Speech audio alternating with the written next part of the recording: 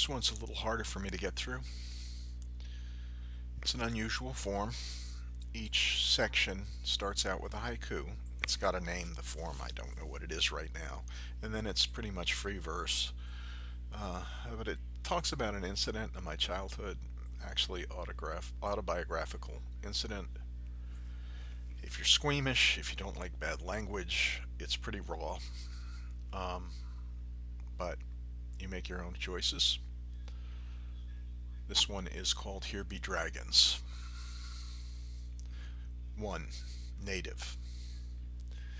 Fog and shrouds harbor, city lights melt into night, distant thunder sounds. My early childhood was a map of New York City and seemed to be the entire world for me. Extending far beyond the East River and the Hudson, its only boundary was the ocean and down beyond Battery Park. Each day was like a city block, distinct, grid-like, predictable, and each city block was like an island populated with warm and friendly faces separated by calm and peaceful seas. But there's a gap in my memory, so that my later childhood is a flawed map, the result of squashing a round, messy world into a flat, tidy chart. Unimportant events seemed huge, dwarfing significant events, just the way that Greenland seems to dwarf South America when distorted by the Mercator projection. 2. Explorer. Laden clouds loom large, blanketing brownstone buildings, lightning photographs sky. That time in my life is refracted and fog-bound, with only a few memories appearing from the mist, excruciating clear by contrast. These memories seem unrelated, are inexplicably and inexorably linked. A tiny whiff of moldy earth summons this archipelago of recollections in vivid detail. Number 1, the strange look on the face of the proprietor of the corner bodega when he caught me stealing a Playboy magazine.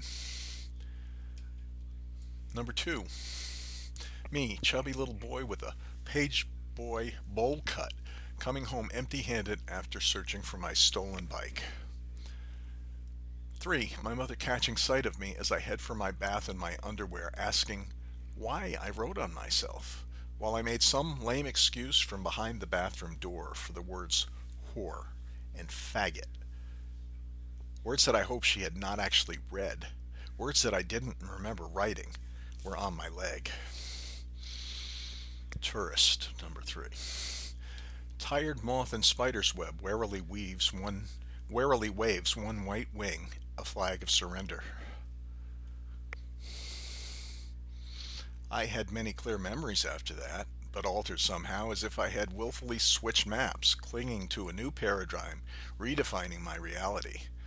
I now lived in a world where South America is bigger than North America and Greenland put together. I could not define what had changed, but my world no longer fit me.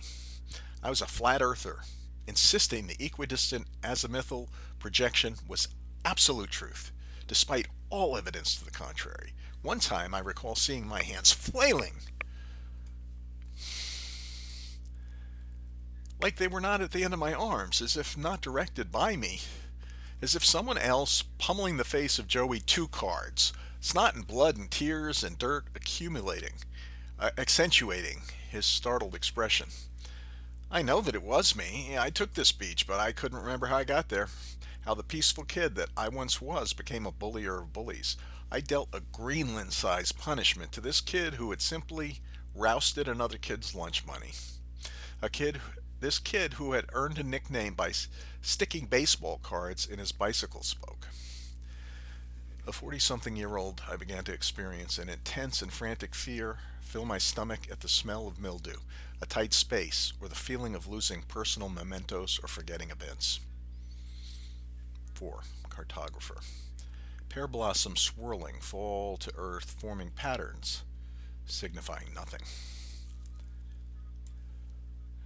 I became an explorer of my past, a cartographer of my moods, and I became acutely aware that my charts had missing pieces. Somehow, all these years later, island after island started to reappear. The drop in my grades, The anger, the fights that I started, all after my stolen bike. All after the same bodega owner who caught me stealing saw me frantically searching, saw me crying. "Come here," he said, "I have something for you." "You found my bike," I said as I followed him to where he must have seen it. "No, I want to fuck you."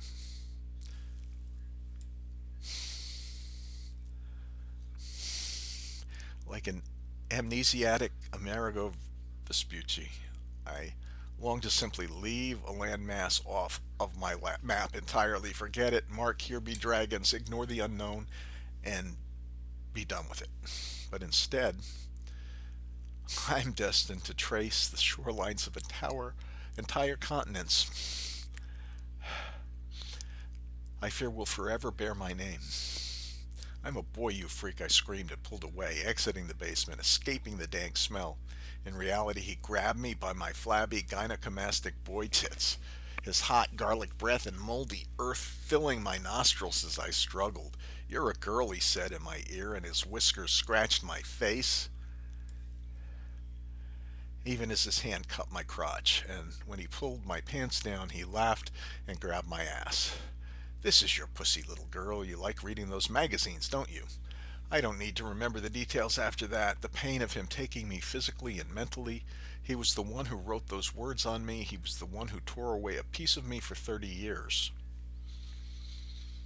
Part 5. Conqueror. A stork spreading its wings, and in conquering the wind, inherits the sky. Upon remembering, I sought him out, if nothing else to stop him from hurting anybody else. I found that he'd been murdered at the hands of someone robbing his store. I felt no sense of joy at that knowledge, no sense of justice, and all that I had left was to forgive him, and I hated him the more for it. But somehow I did forgive, and in forgiving, slew the dragon, restored the chart, reclaimed the terrain, and it renewed the whole of my soul. Sunlight purifies damp and moldering dirt. The earth is round. The seasons turn.